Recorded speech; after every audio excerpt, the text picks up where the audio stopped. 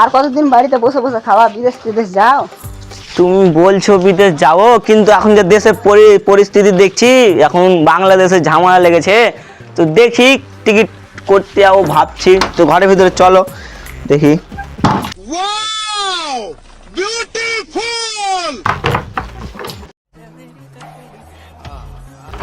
চলো চলো ওখানে বসি বসি, চলো।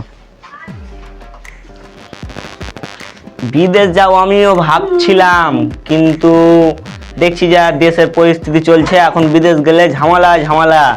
তুমি বলছো যখন, তোমার কথা ফেলতে পারছি না, তাহলে ঠিক আছে আমি টিকিটটা করে আসছি নাকি। যাও টিকিট করে আসো।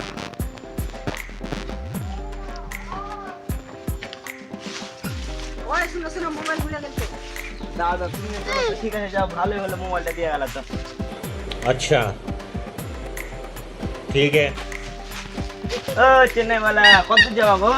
আপনি কোথায় যাবেন? আমি তো যেতাম একটু উমরপুরের দিকে, ওই চিকেন ট্রেনের টিকিট কাটতাম। যাবেন।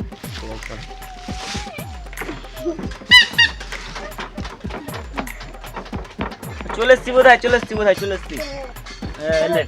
আপনার কত হলো? আমার 30 টাকা হয়েছে। বললাম ঠিক আছে, থাক না, গেলাম।